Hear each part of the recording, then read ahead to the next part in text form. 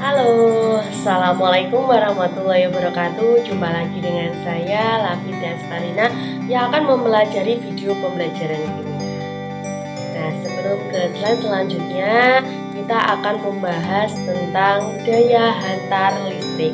Nah, dimana untuk daya hantar listrik ini adalah materi sebelum mempelajari tentang sifat koligatif larutan.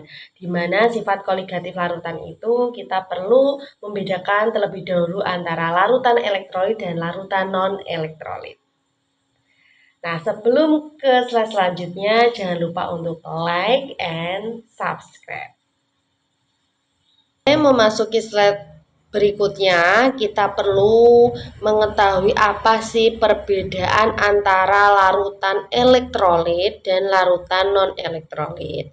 Mungkin di dalam kehidupan sehari-hari kita tidak asing mendengar istilah yaitu elektrolit.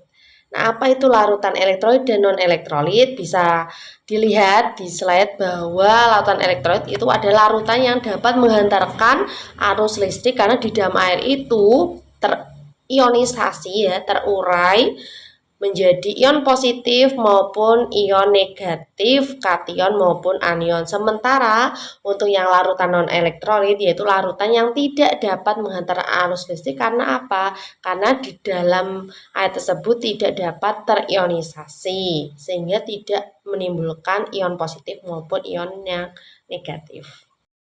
Oke, untuk selanjutnya, selain kita bisa membedakan antara larutan elektrolit maupun non-elektrolit, maka kita bisa menyimak di slide selanjutnya, yaitu elektrolit sendiri itu bisa dibedakan menjadi dua, yaitu elektrolit kuat dan elektrolit lemah. Secara umum, perbedaannya antara elektrolit kuat sama elektrolit lemah itu berkaitan dengan daya hantar arus listriknya. Untuk elektrolit yang kuat yaitu sangat mudah menghantarkan arus listrik. Sementara yang elektrolit lemah yaitu kita tahu sendiri yaitu dia sedikit menghantarkan arus listrik sehingga muncullah beberapa sifat elektrolit kuat maupun elektrolit lemah. Bisa disimak di slide bahwa ada beberapa perbedaan sifat-sifatnya. Ada terionisasi sempurna ya kalau elektrolit kuat, di mana nilai alfanya sama dengan 1, sementara elektrolit yang lemah itu nilainya antara 0 sampai 1 ya, tidak sampai kurang dari 0 dan tidak sampai lebih dari 1. Tadi sudah disinggung di slide sebelumnya bahwa daya hantar listriknya itu sangat kuat untuk elektrolit kuat, sementara yang elektrolit lemah yaitu ya lemah. Sehingga kalau misalkan dibentuk dalam bentuk praktikum maupun dalam eksperimen dengan beberapa larutan yang diujikan, sehingga kalau misalkan kategori elektrolitnya kuat, lampunya itu terang, sehingga nah, yang menyebabkan terang itu apa? Yaitu karena di dalam elektrode itu terdapat gelembung-gelembung seperti kayak ambil kutuk di sekitar elektrode, sehingga dari gelembung-gelembung itu yang mungkin mengandung ion positif maupun ion negatif ya, yang lebih kuat itu bisa menyalakan lampu. Ya, sementara untuk yang elektrolit lemah kalau dipraktikkan maupun dieksperimenkan, kemungkinan lampunya kalau nggak redup ya mati. Karena di dalam gelembungnya itu, ya, di dalam elektrodenya terdapat gelembung, cuman gelembungnya itu sedikit, tidak sebanyak dengan elektrolit kuat.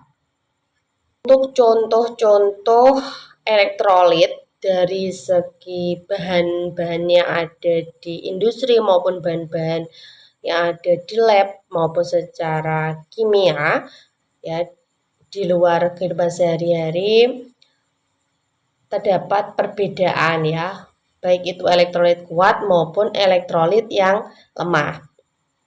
Bisa dicek di situ bahwa elektrolit kuat yaitu ya berasal dari yang jenis kuat, baik itu asam kuat, baik itu basa kuat maupun dari garam-garamnya.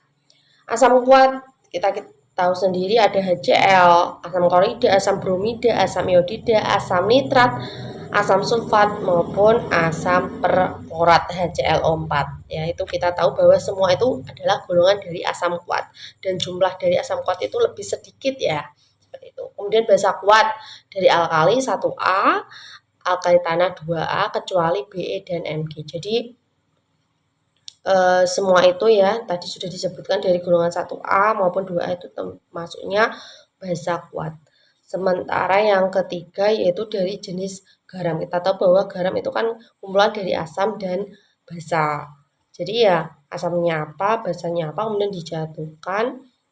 Yaitu tadi contohnya ada NaCl. Kita tahu bahwa namanya natrium klorida, KCl, kalium klorida sampai dengan NH42SO4 yaitu amonium sulfat ya, karena itu gabungan dari asam maupun basa. Sementara untuk yang elektrolit lemah ya dari yang lemah, baik itu asam lemah maupun basa lemah, sama dari garam-garam yang sukar larut.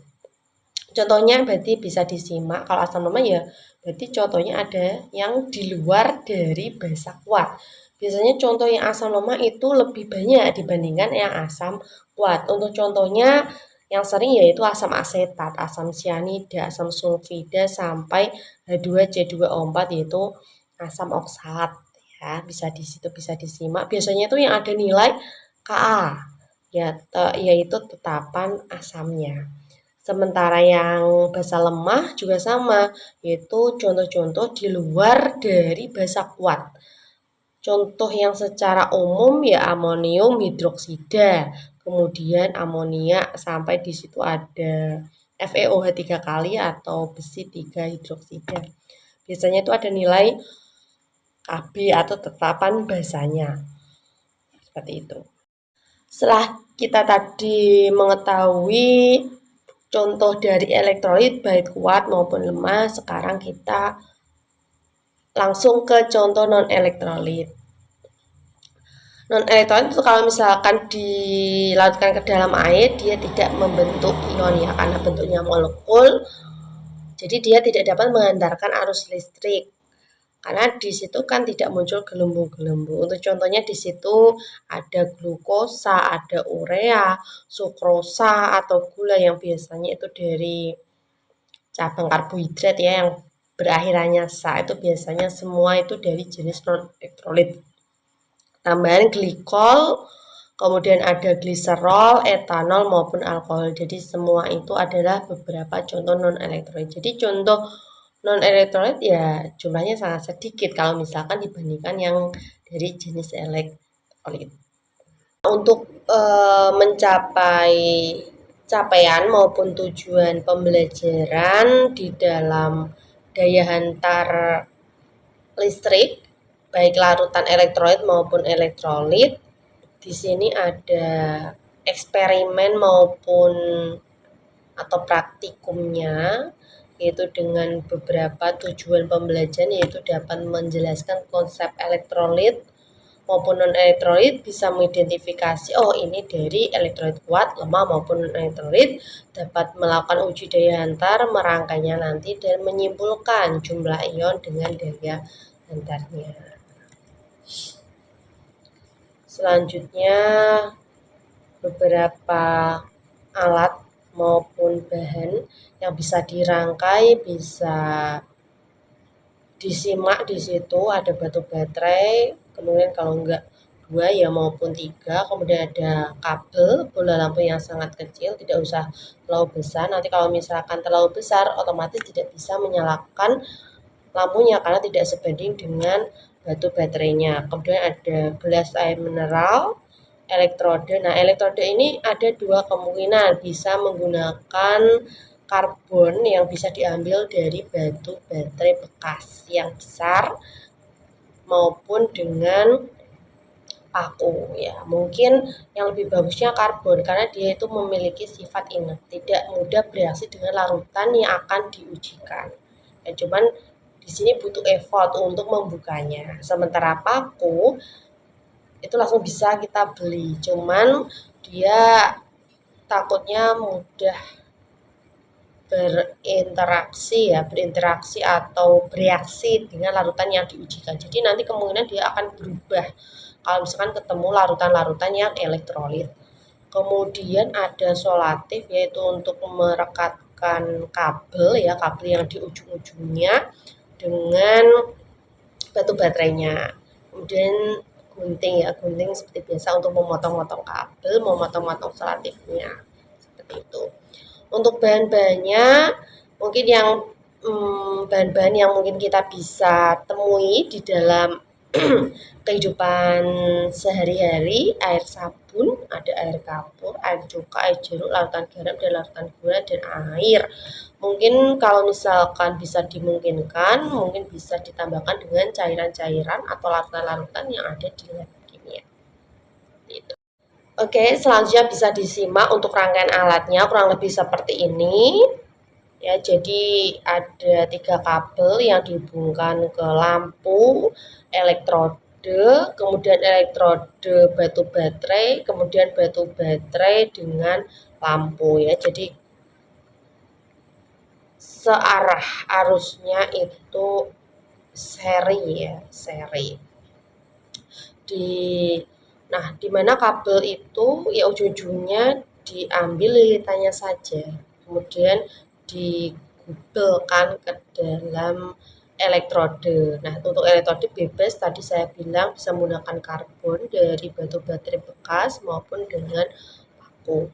Yaitu untuk lampunya, yaitu lampu yang kecil saja yang biasanya itu di dalam senter. Jadi supaya menyalakan lampunya itu nggak usah terlalu besar, yaitu yang kecil saja, karena misalkan dayanya itu nggak sebanding, otomatis kan tidak bisa menyalakan lampu tersebut. Nah, kurang lebih seperti itu. Jadi untuk menguji kelarutan itu ditempelkan elektrodenya. Kalau misalnya sudah nyala, oh berarti rangkaiannya sudah siap diujikan. Gitu. Untuk selanjutnya ini ada inovasi rangkaian alat, yaitu secara sederhananya seperti tadi, cuman kalau misalkan ini itu bisa dibuat seperti rumah-rumahan, seperti taman, tapi prinsipnya itu sama, yaitu untuk menguji larutan tersebut. Ya, jadi ini dari segi seni maupun karya. Nah, jadi kurang lebih seperti itu. Demikian untuk materi daya hantar listrik untuk larutan elektrolit maupun non-elektrolit. Semoga bisa bermanfaat. Kita ketemu di video selanjutnya. See you next time. Wassalamualaikum warahmatullahi wabarakatuh.